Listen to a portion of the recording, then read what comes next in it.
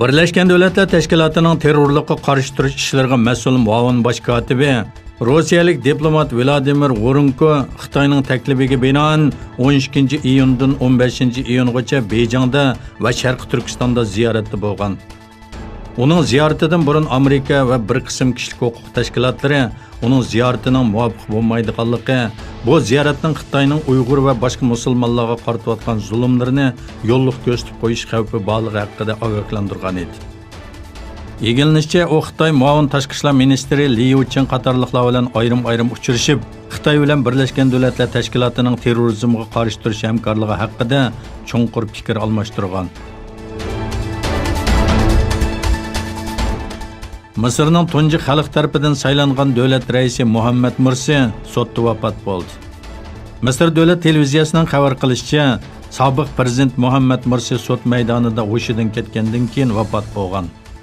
U bu sudda jasuslik haqidagi ayblashlar bilan sudlanayotgan ekan. Dunyodagi eng qimmat mudofaa sistemasi qurilishi bo'lgan 5-avlod mudofaa aeroplani IP-15 ning motor, chiroq, yiqilg'u va yo'l boshlash sistemasida Xitoyning Acception PCB shirkati tomonidan ishlangan detallarning borligi o'ttirg'i chiqdi.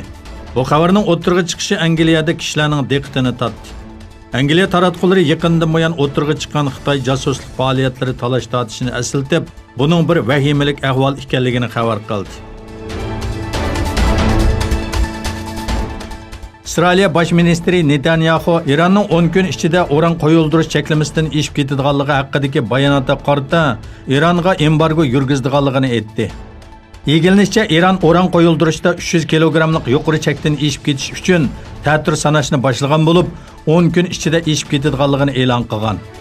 İsrail Baş Ministri Netanyahu 2015-yili imzolagan yadro kelishimidagi belgilamalariga asosan İranga embargo yurgizdiganligini bildirdi. Shundaqla İsrail İranning yadro qurollariga ega bo'lishiga hargiz yo'l qo'ymaydi dedi. Yevropa Sharqi Turkiston ommaviy tashkilotlari tomonidan uyushtirilgan Uyg'ur lo'nqisi futbol musobaqasi 16 iyun g'alabalik oxirlashdi. Yevropa davlatlaridan kelgan nurg'un komandalar qatnashgan musobaqada Shvetsiya komandasi chempion bo'ldi. Norvegiya va Belgiya komandalari 2 va 3-likka erishdi. Şunun bilan birga İstanbulda 6-cı navbatlik Ural lo'nqisi futbol musobaqasi boshlandi. Musobaqa 10 komanda orasida elib beriladi.